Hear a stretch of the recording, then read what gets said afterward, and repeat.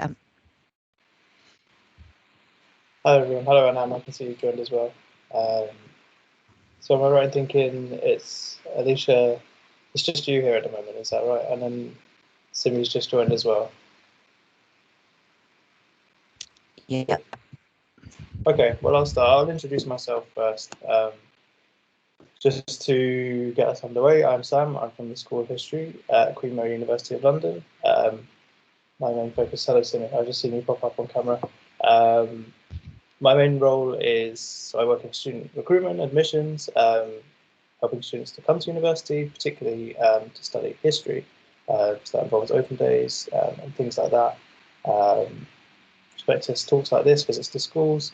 And I'll talk a little bit about what we're going to do today in another session afterwards, but I thought it would be good if we could just quickly introduce ourselves. I used to and still dislike those awkward icebreakers, so I've tried to make it quite, it's not very creative for this time of the afternoon, but if I just read down the list of people who are here, if you could just let me know the A-level subjects you're studying, if you'd like to take the study of history further, and the reasons why, that'd be useful just to get us started. So Alicia, if you're happy to go first, so just your name and the things on the screen. My name is Alicia. I study A-level film studies, philosophy and history. And I think I would like to take my study of history further out of all of them because like my dad and my brother also really like history. So I've kind of like adopted the interest of the past. Cool, that's really interesting. Thank you, Alicia. Simi, you want to go next? Yeah, I take history, maths and textiles, and I'm like choosing between history or law for a degree, and just mainly because I like to see how like history kind of forms like who we are today, and so yeah, I think the degree would be very interesting. Cool, that's also very interesting, thank you. Jan, am I thinking that's the only two here at the moment, is that right? I think you're on mute, Jan. Yeah, it seems like the only two so far. I'm going to try contacting the others while you carry on. That's absolutely fine, thank you. So it's interesting that both of you, Alicia and Simi, you had different answers. When we do these sorts of things in schools, we tend to like see three types of historians. So there's the sort of familiar historian with the heritage that you pointed out, Alicia, where you have a family interest or some sort of background in history, which is really interesting. Then there's sort of the romantic historian who's interested because they've seen a TV show or a film. And then there's the historian who wants to see how we got to the modern day, which might relate as well. So today I'd just like to talk about three things. Hopefully by the end of the two sessions and the sort of mini task in between, we'll have done three things. One will be to understand how the study of history changes from school or college, where you're at now, to university and beyond, perhaps where it could take you. To understand and explore the types of history that you can study at university. I think they change, they vary, it opens up a lot more. And then the final one was to ensure you're better informed about university choices. So if you're someone who thinks they do want to take history further, that you know you have all the information you need to make the right decision about where that is, because that's quite a big decision. As you're probably aware, it's 3 or 4 years of where you're going to spend the next period of your life studying history. So if you're keen to study further, that you have that information, and if you're unsure, maybe if you're undecided between law or history, just to make sure you have the right information, that you're making the right decision for you, whether that be law or history. I don't mind either way, but it'd be useful if you had the right information, the full information. Just before I move on, I can see North and Scarlett have just joined. I can see them, yeah, they've just jumped in. Hello, North and Scarlett. I'm Sam from the School of History at Queen Mary. I was just setting out the objectives. If possible, are you happy to come on and just introduce yourself? So your name, the 3 A levels you do, and if you'd like to study history further and why, or if not, and why, that's also fine. If North, if you're happy to go first, if you're happy to unmute.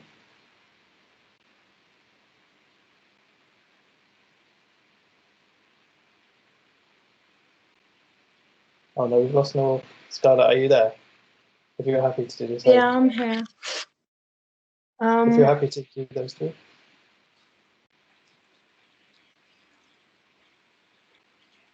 Can you see the slide with the three things on? So your A-level subjects, if you'd like to take a history study further, and why?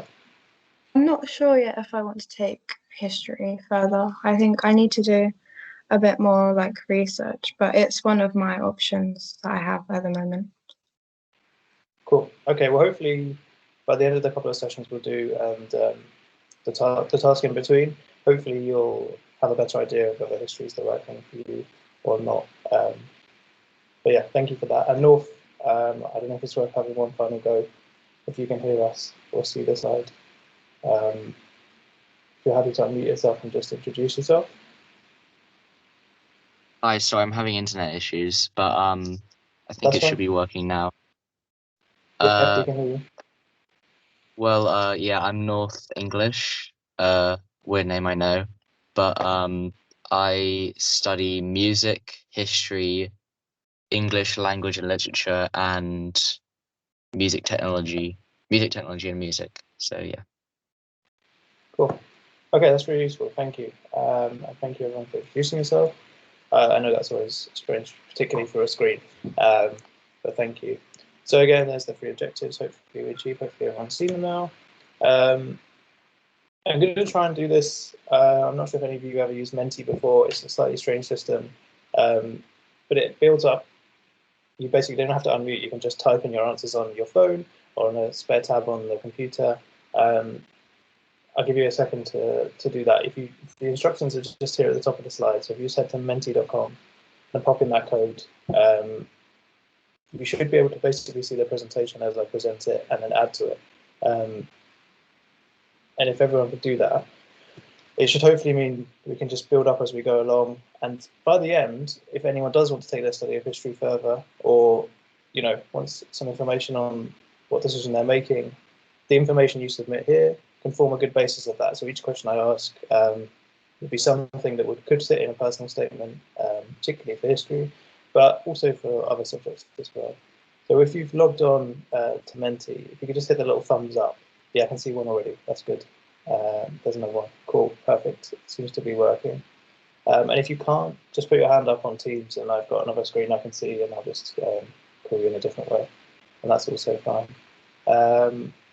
So yeah, today will be a shorter session. I don't think we'll take up the full hour, but it will set the groundwork for a task at the end, which you can do in the spare time that you have left, or you can do in the weeks between whenever the second session is. But we're always working towards those objectives, basically, and today we'll set the groundwork for that. When answering the questions on these slides, please just put your name. So for me, it'd be Sam, and then a colon or a dash or whatever, and then put your answer.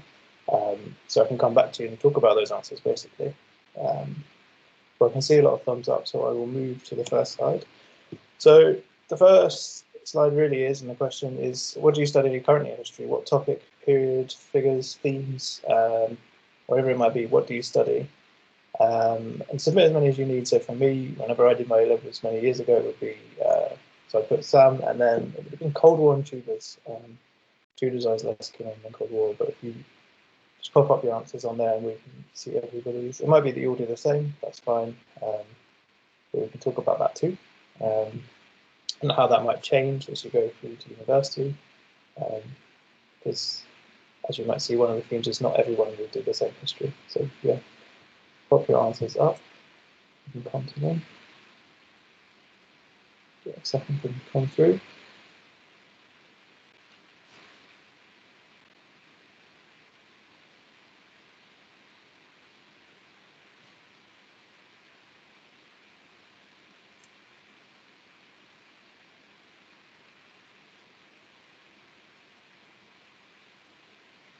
USA from 1914 to 96, and roads and defence for India.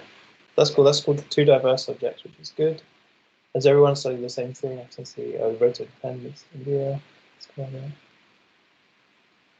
Cool. So you're all studying similar things. It's good. Alicia, maybe you could tell, is that something you studied before? Like if you just unmute, let us know if you studied that before, or is that something that's new? In GCSE, we kind of looked at the Cold War, so we did kind of cover America like from the 50s onwards, like a little bit. But apart from that, I haven't studied any of this stuff before. Cool. Okay. And Scarlett, if you're there, is this something you'd like to study further, or perhaps, is it a history you enjoy?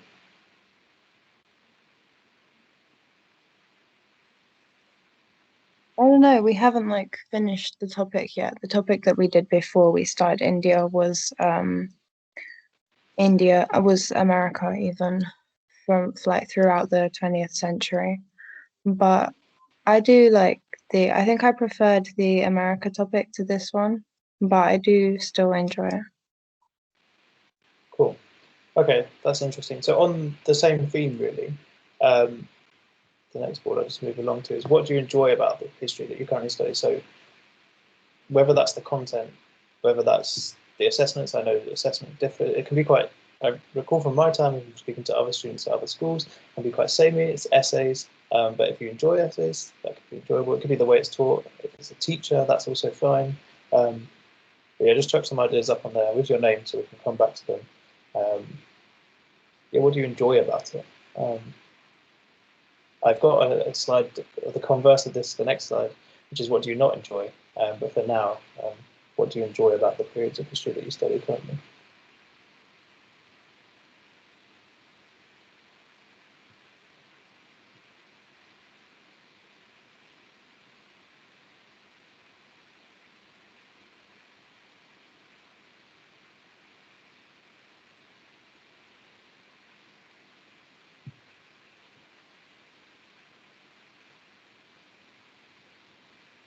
I think this can always be quite a difficult one, just because, well, at least for me, I know I wouldn't have enjoyed necessarily every aspect of the course. Like I say, Tudors was not my favourite. But for Cold War, I could find some things that I enjoyed.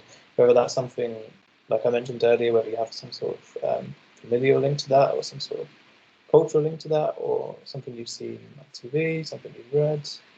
Alicia, let's have a look at that. We're teaching different teaching styles, which is refreshing. That's good. And the overall course is varied. Sometimes it's not. We've got signatures. Thank you, Alicia. I was the same. Tudors is not my style. Things like this are very good to be different. North, it's interesting to see the other side of the story.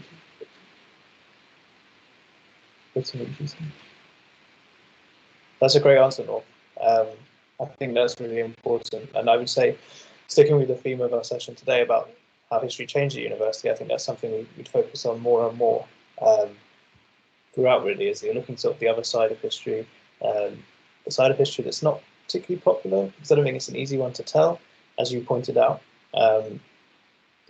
Television is often depicted the way you describe you were taught, but it's good to see that other side as well.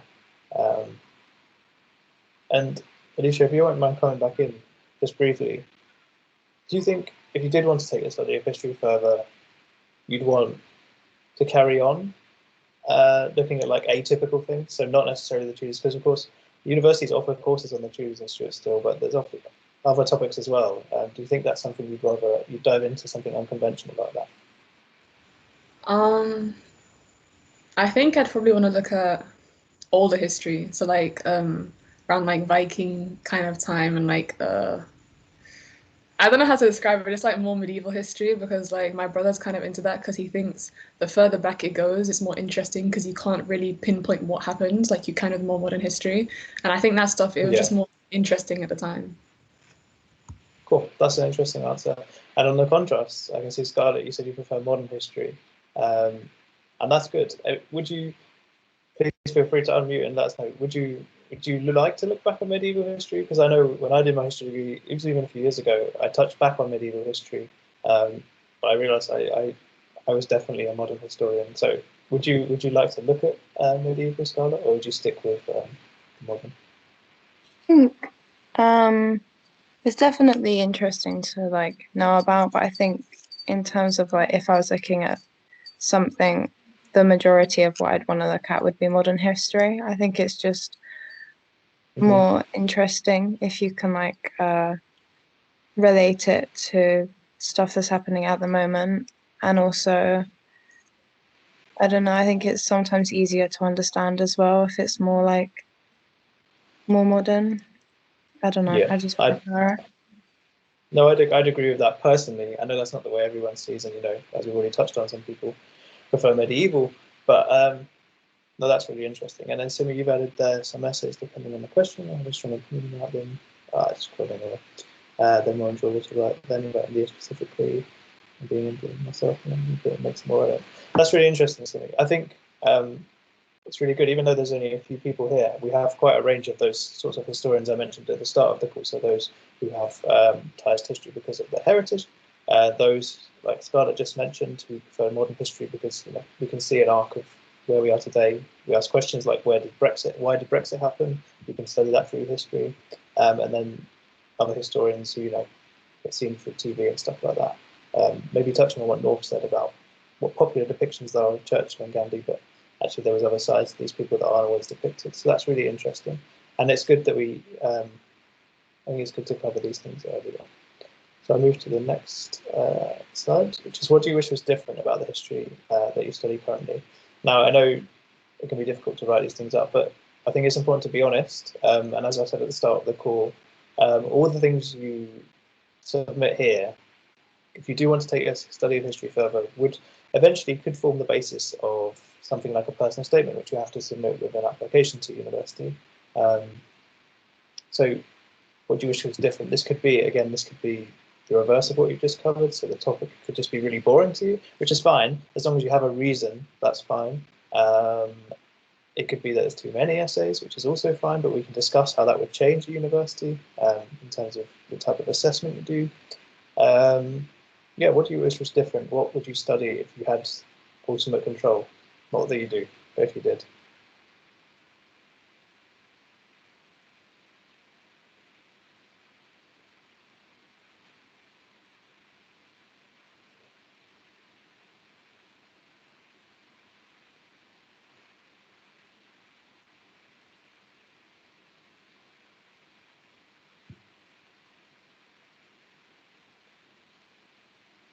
This could be in terms of topics as well. So I know, if you said you wanted to look at medieval, that's fine. Pop that up here. If you wanted to just focus on modern. Then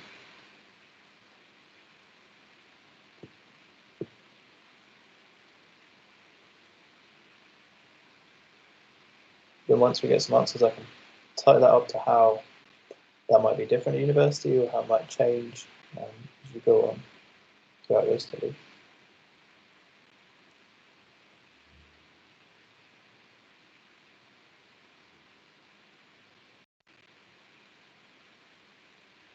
Alicia, you're keeping with your older history, which is good. That's good that there's an interest there. People like me and Scarlett who stick to modern history, it's good that you're willing to dive into older. And of course, at university, you can do that. And if you do choose to take your study of history further, it doesn't just apply to history. If you chose to study a different subject at university, you need to look at that when you're deciding on a course. What do they teach? What sort of subjects do they offer? Do they offer something older? So I know at Queen Mary you don't offer Greeks or Romans. We offer a lot of medieval, but not quite Greeks or Romans. But you need to look at that and take that into your decision. I want to get more of a non-Eurocentric view stories about. I don't know who wrote the next comment, but that's a really good one. That is something at Queen Mary we are actually strong at. We're not good at Greeks or Romans, but we do a lot of world history, so looking at a different view, and that's really interesting. And it's really encouraging to see you're already thinking this way, because a lot of students come to us and still, sticking with the ways it's traditionally taught, and not so globally, as it were. Okay, is there any more to add to this? If nothing more comes in, I can move on to the next one. The only thing I'd add before we move on is no one said anything particular about essays or the coursework or writing or stuff like that or exams. All I would say is at university, hopefully the resource in which you have to do that sort of work currently should hopefully increase wherever you go. If you go to Birmingham University, they have a huge library you can access, and the libraries around Birmingham. Queen Mary in London, you have our library, and you have the University of London libraries, which have just countless amounts of books, primary sources. So, as you probably know, you can get on the tube just down to Kew to the National Archives and get lots of primary resources which you'll need as you go throughout history, which is the way it changes, I suppose. Our first years will focus a lot on secondary sources, so books, and move on as they go through the degree onto more primary sources, which you have much more access to, I think, at university, just by nature. I have a couple more of this come in, that's great. Let's have a look. I think the way we're examined, it makes more sense to be assessed throughout the year instead of really at the end. So maybe having a choice of topics. Maybe we'll pick 2 modules. That's a great answer, Simi. And hopefully you'll see as we go through, in terms of choice, that's something we're really going to focus on in a bit. So that's a good answer. And then Scarlett, I think was actually my hand. I focused on their own opinion. Scarlett, if you don't mind just coming in on that, do you have any choice in the topics you write at the moment? Or is it all set? Or do you get to choose between a number or a list? Or do you get to make your own up? Is that an option?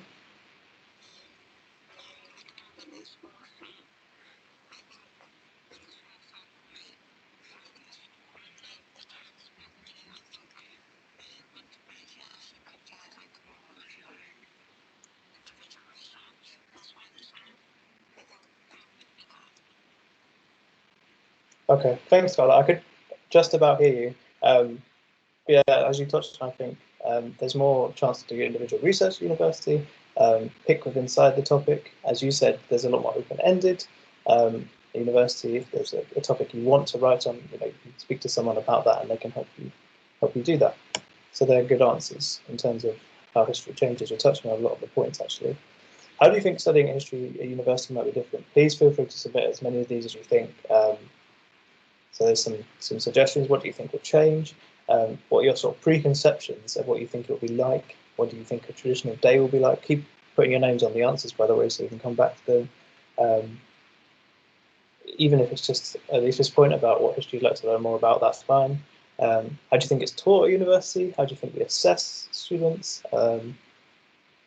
Hopefully here we can just get out some preconceptions and we can see if they're correct or whether they're actually different, wider range of topics to choose from. Scarlett, absolutely. I think that's what we're hoping to prove here, is the wider range of options, which we'll touch on shortly. That's one of the key ones, I think, and definitely range of choice, something we're happy with at Queen Mary. Scarlett, more independent research. Again, Scarlett, absolutely. Particularly in those libraries and looking at sources. And in the final year, at most universities, and definitely at Queen Mary, students do a dissertation, which is 10,000 words, which sounds very scary at this point. But hopefully by the 3rd year, it's not such a scary task. You do a big piece of independent research. So yeah, Simi, I'm independent, and I can imagine the essays being a lot longer. Simi, how long is like an essay you do at the moment, just in words, though? I'd say about 2 pages usually. Okay.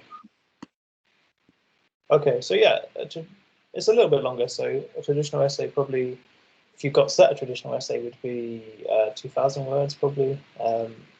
For some longer pieces that are worth more weight in the course, they might be a bit longer, 4,000 words, but not much more than that until that dissertation, which is 10,000 words. North, less focused around the final exam, more coursework based. Absolutely spot on. I know a lot of universities have got rid of exams, particularly the pandemic has sped that up, obviously, with exams not really being possible in big halls, as traditionally would be the case. But, we do things instead, such as take-home exams, where we get set a task with a limited time, but you have access to resources. I think that's maybe more realistic than an exam. Not often going to be sent in a workplace into a room with no resource just to recall things from memory. But you might be set a task in a limited period of time, where you have some resource to write something like that. Alicia is probably taught in a way that discussion is encouraged. So it's not just absolutely. Alicia, that's a really good point. So there will be a lecture, at least at Queen Mary, and I think this is the case for most university courses in history, really. It's a lecture, so an hour, which you touch on, with a chance to ask questions, but it's mostly that is just explaining, and then there's usually an hour seminar, where that's discussion of what was covered in the lecture, what's covered in the reading for the week. So you'll be sent with reading each week. There might be some specific questions and topics that are set for discussion for that week. That's right. So most of what everyone said here is pretty spot on. particularly North's comment, more coursework based. There's lots of different types of coursework as well. There's not just I don't know, source analysis or essays. There's a lot. They vary. Blog posts, museum reviews, book reviews. There's lots of different things like that as well. I think they're really good to touch on. As I said in the previous one, I think another difference is it's just in terms of resource. There's lots more books to read. There's lots more set things to read. There's lots more to explore. Sort of what Scarlett touched on there is just a wider range of topics. And I think that comes with the independence. I suppose that Simi, you mentioned there. You have independence to choose, independence to set what you'd like to write about, as opposed to being described, I suppose. But that's most of the main ways that it differs. Yeah, let me just move this slide. This is a strange question, I suppose. Where do you think history students go on to? I suppose I'm anticipating some themes. Put as many answers as you like, by the way. Just keep you can keep entering them on the thing. What jobs do you think? Where do you think history can lead if you were to choose to do a history degree? We get some very traditional answers, as you can probably guess, and you might put on, and they're not wrong. But yeah, where do you think history could take you, or take anyone who does well, really?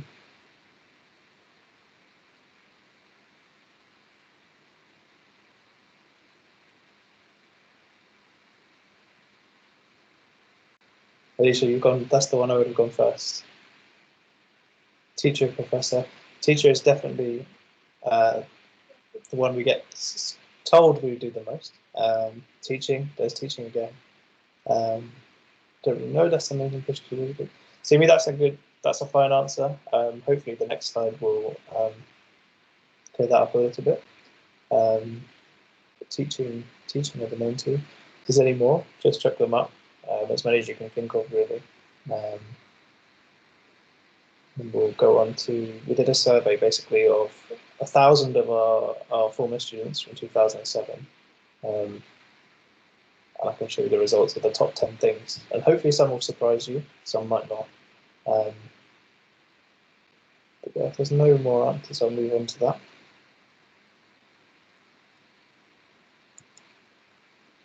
I think it's more general kind of, oh, I just want to see that last answer. Let's go there. What a general kind of degree is in history, it would not only be appreciated in a historian role, in general writing role, journalism. I don't know, you didn't put your name with that, but that's a really good answer, whoever put the general role, because it does touch on all of those skills. So analysis, as we've been talking about sources, you have to take a lot of information and condense it down very quickly into what's important. You might have to write that up for a manager in a job. Journalism, another good one, just for the writing skills. Archivist and archaeologist, someone else has suggested, is a really good one. Writer, yeah, they're all very traditional, I'd say, the answers, which is what you'd expect, at this stage of where you're not sure if you do a degree in history. These are some of the more traditional places students go, but as you probably saw from this next slide, the top 10 for our graduates since 2007, and these are ranked in roughly in order. So the first ones are the heaviest weightings. So civil service and local government was actually the highest. So the chief of the UK Civil Service, as of last year, Simon Case, he was a PhD graduate from Queen Mary, so he did his research degree with us. He's now head of the government civil service, marketing, postgraduate research, so further degrees afterwards, so MAs, or a lot of our students go to Cambridge. Retail, a lot of graduate jobs are after humanities students for the skills we just mentioned, and as someone put up on the board, the various skills that come with that. Charity, probably unexpected. Banking and finance was definitely the most unexpected one we found when we were doing this. As you can see, it was over 1,000 people, and that came out in the top 10. Law, similarly, which might interest you. Lots of our students go on to do a year conversion after their history degree, because it equips you with a lot of the skills, but as you may know or may not know, you can look into it if you'd like to. You can do a year conversion to try and get to law. Just takes an extra year, but your degree is this 1 year of law rather than 3, I suppose. Media and publishing, as someone mentioned, journalism and writing, so that's those skills. Administration, and then teaching was about 10th, which might surprise a lot of people, and as you saw from the answers, teaching was up there a lot, but it was only the 10th thing we found our graduates doing. It's a very honourable profession. I think it's a very good profession, enjoyable probably, maybe difficult this year. But yeah, it's what people think history credits are going to do most, but it's not necessarily the case. Okay, so what does a history degree look like? I suppose you're at a very early stage. Some of you are keen to maybe look on to doing history more, but others less sure. So I can quickly outline what our history degree looks like. Of course, this won't be the same at all universities, but it will follow roughly the same structure in terms of what you do each term. So for us, at least in the first year, we have a transitional first semester. It's called a semester, it's a term effectively. So it's from September to December. And you do, for us, 3 modules. The history and practice one is just to get everyone grounded on the same page, make sure everyone's happy to move on. And then the choice that some of you touched on in your answers starts to open up from that second semester or term, as you probably better know it. There, I won't delve onto these slides for too long because the task I'm going to ask you if you wouldn't mind completing requires you to have a look at some of these modules, so I will move on. The second year, for us at least, it's mostly free choice. You can just choose. Hopefully, as you can see there, there's some surprising ones, which you might want to make a note of for later. So things like Japanese film, medieval London, pubs. You study through pubs, playing pits in the cathedrals, which is very interesting, gets you out into London a bit more.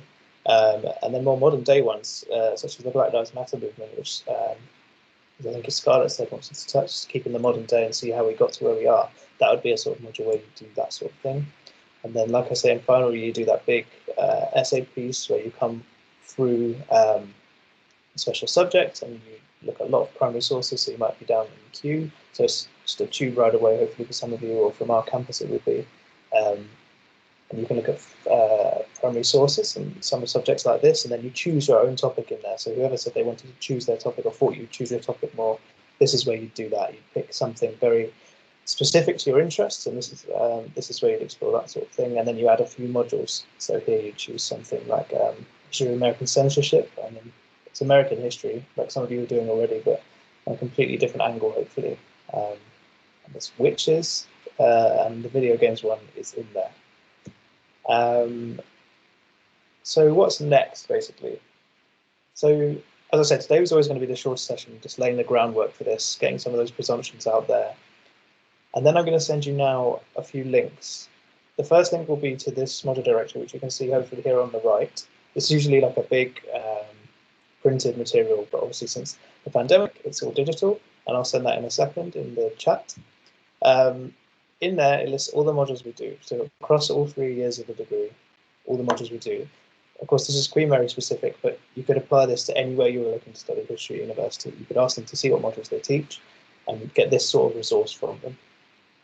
I'd quite like you to pick, if you could please, not now, you can do it in the time remaining after we finish this session, or but between the next session, which I think is in April.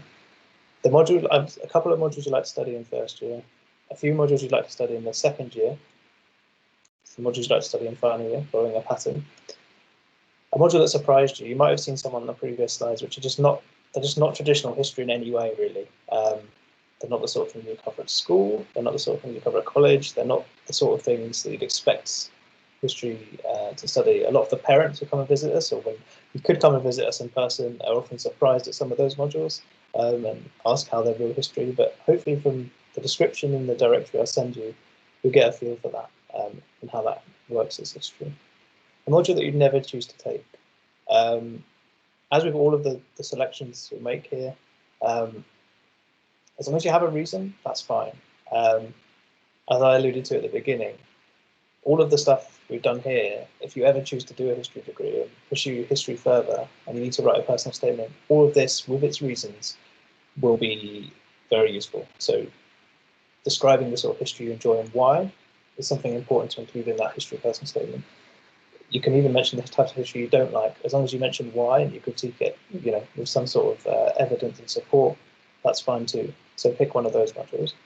And finally, any questions you might have for a current history student at university. So when we meet again in April, I think it is, I'm going to bring Helen with me. Helen is a final year student with us. She knows what she wants to do after the university, so you can ask her all about that. And you can just, there's a space I'll put in the sheet. Let me try and copy the links to you now, actually, to put any of that information. Let me just copy this and send it to you in the chat now. So bring any questions you have as well. I can put this in the chat. So I'm just working across 2 screens. It's slightly fiddly. I'll paste that when it starts working again. Yeah, Helen will be with us next week. Next time, it's not next week. And you can ask any questions you might have of what it's like to study. So think about the sorts of things she studies. She's done some of those surprising modules, which is why I picked her. And she's done some more traditional ones as well. So think of things you might like to ask her. So we'll still be working towards the 3 objectives I said at the start of this session to understand how the study of history changed at university, which I think we've covered some of that already. You know, the way the choice opens up, the way the assessment changes, understanding how and explore the types of history that change. So this module has over 70 in it. It can be quite intimidating, which I wanted to say before I sent it. Don't be intimidated by it. If something doesn't look interesting by the title, that's fine, just skip over it. There's lots of others to choose from. And to ensure you're better informed about university choices, I think this is a key exercise which you could do for any university that interests you. Ask them what they teach and make sure the place is right for you. So now I'm going to try and paste these links into the chat again. That's it. It's very slow, it's struggling to cope. In the meantime, on the Mentee app or website, you can just chuck any questions up and they'll come up on the screen and I'll answer them. It could be about this task for next time. It could be about history at university in general. It could be about Queen Mary in general. It could be about how you apply to do a history degree, about personal statements, anything you think. So let me just paste the links. So yeah, just pop them in the chat now and then Peter will respond.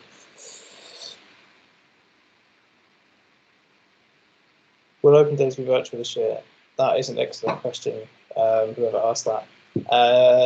We at Queen Mary are planning to try and do something hybrid, which is really interesting, where we'd have some recorded on campus, but you wouldn't be there online, and other parts would be in person with some limited capacity. So for us at least, possibly that you have to see at every university. If you'd like to try and come to campus, I think most universities would take your opinion on that. We certainly are, and you can tell us whether you'd rather come to campus or not. We can see, but it would be lovely to have a lot of people on campus because it's been such a long time. And even for people who are currently applying, who are coming to join us in September, some of them have never visited a university, which is a crazy experience, but we're hoping to get them on campus as well beforehand. Let's see if I can see the next question. What virtual work to prepare doing history? Good question. I don't know if it's too late, so apologies if it is, but an EPQ, and if it's offered, of course, because it was never offered at my school or sixth form, an EPQ is always a good way to prepare just because it touches on a lot of the skills we've already discussed today, so independent work, summarising lots of sources, things like that. If that's offered. Sam is offered here, year 13. It is, did you say? Yeah, it is. Cool. Okay, well, that's if anyone's interested in taking that up, that's a really good way of just doing independent research and work beyond what's set. So if you're able to, I really recommend taking that up. And often a lot of universities will look at that on applications. We certainly do. We'll take that into account just because it's such a good way of doing the sort of project you do at university, but earlier. It's just a good way of preparing, really. Other work, I mean, just explore what interests you, really. If you're really interested in a certain type of history, read up on the books around it, because you do a lot of reading on a history degree. Hopefully that isn't a surprise to everyone, but just do a lot of reading. I mean, like we keep touching on the personal statement aspect of the application, which I'm sure you'll still have to come if you're going to study at university. But you can mention readings in there.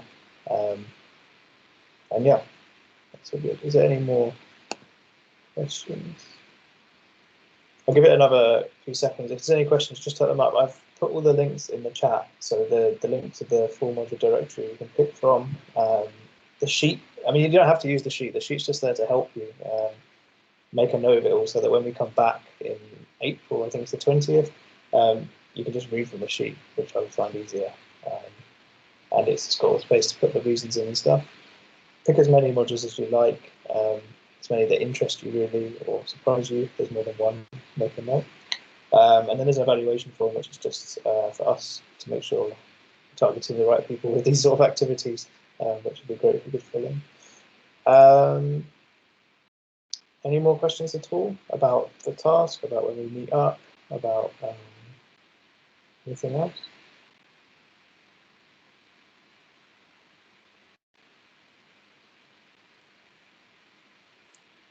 Yeah. Okay. Let me move on then. Let's move on. Okay, that's it for today. Like I said, today's a slightly shorter session. Next time on the 20th of April, we'll do similar to what we did today, but with everything you've taken from the module directory. We'll talk through the modules, why you picked them, why you picked them that you wouldn't want to do them, why they surprised you. Look at things such as the modes of assessment. So it's not just essays. Like I said, there's lots of different things in there. And don't be intimidated by that big directory. If it seems too long or it's boring, just skip through and have a look through. There's a big index at the back. You can just read through all the titles and jump along to them.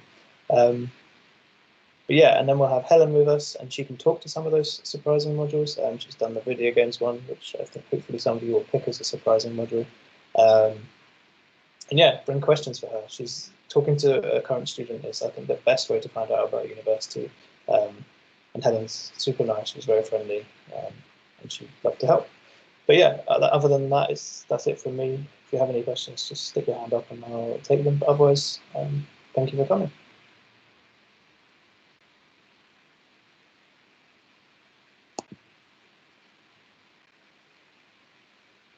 The questions, anybody?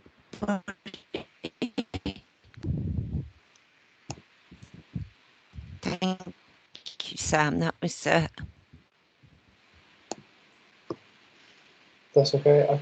Jan, you're breaking and up. they will. You there? Yeah, they will get. Yep, I'm here. Hello. Can you Sorry. hear me? Can hear you now. Yeah. Yeah, I mean, it is really important that they start putting these things down for their personal statements, and it's that's what, just to make sure that they've got all of the information they need and want when it's needed for their personal statements. So Yeah. great, I it realise was it's a good session. Sorry there wasn't more students on it. I did dial a few more, but obviously they've. Yeah, that's fine. I realise it's very early to be considering these things too, but like you say, it's important at some points to think about them. Well, So, but yeah. never too early. It's never too early to realise that if they start now, they've got more information to put down, haven't they? So that was great. Thank you. Anyway, we'll see you on the 20th. Yeah, I'll see you on the 20th. Thanks very much, Dan. Okay, thank you. Bye-bye. Bye.